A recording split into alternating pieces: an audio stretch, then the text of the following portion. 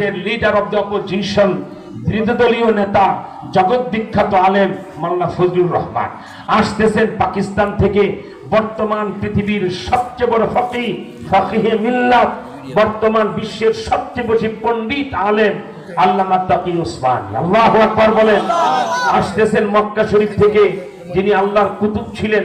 বুখারী শরীফ পড়াবার সময় বুখারী শরীফের কাগজের পাতায় যিনি নবীজির চেহারা দেখতেন, তার সন্তান শেখ মালিক আব্দুল হাফিজ আল মক্কি আমার শেখ ও মুর্শিদ ছিলেন। ওনার সাহেবজাদা আব্দুর রউফ ভাই, তারপরে কি বলা হয় ওনার সেক্রেটারি জেনারেল, ওনারা অনেকে মক্কা শরীফ থেকে আসতেছেন। আমেরিকা থেকে, আফ্রিকা থেকে, সারা পৃথিবী থেকে সব বড় বড় আলেমরা আগামী মাসের 15 তারিখ, এটা অক্টোবর মাস, আগামী মাস নভেম্বর, নভেম্বরের 15 তারিখ শনিবার সকাল 8টার আগেই তারা সবাই সোহরাওয়ার্দী উদ্যানে ময়দানে হাজির। যাবেন না শুধু আপনি, কি বলেন ঠিক না? না না, আপনি যাবেন না তো?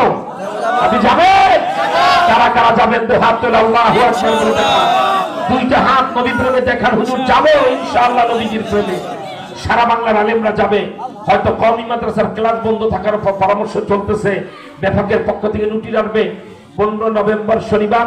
ওই দিন বাংলাদেশে কোনো কওমি মাদ্রাসায় ক্লাস হবে না, কিতাব পড়ানো হবে না, নবী প্রেমী সব ঢাকায় যাবে। আলহামদুলিল্লাহ বলেন। হেফাজত ইসলাম থেকে ডাক আসতেছে, আহমদ শফির ডাকে, জোনায়েদ বাবুনগরীর ডাকে 70 লাখ যারা শাপলা চত্বরে যায় এদেশে বদর কায়েম করেছিল, ঠিক কিনা জোরে কর, তারা সব আসো। হযরত পীর সাহেব জন্মনাই সহ সব মুরব্বীর থেকে যৌথ আহ্বান আসবে, চলো চলো ঢাকায় চলো, নবীর শত্রু কাদিয়ানি খতম করো। এগুলো আপনাদের সবাইকে 80 লক্ষ টাকার বাজেটে কাজ চলছে। এবং এর সিংহভাগটা এই প্রথম আমি বাংলাদেশে দেখলাম। আমরা একটা ওয়াজ মাহফিল করি, আপনাদের কাছে কালে এই রহমতুল্লাহ হাজি সাহেব 10,000, আলহামদুলিল্লাহ, বরকতুল্লাহ হাজি 5,000, নাউজুবিল্লাহ। আপনাদের টাকা নিয়ে আমরা দিনই কাজ করি। 80 লক্ষ টাকা খরচ হচ্ছে এই সম্মেলনে, শুধু মেহমানদারির জন্য আর স্টেজ সাজাবার জন্য। 1টি টাকাও সাধারণ মুসলমান থেকে নেওয়া হয় না, সব আলেমদের পকেটের পয়সা।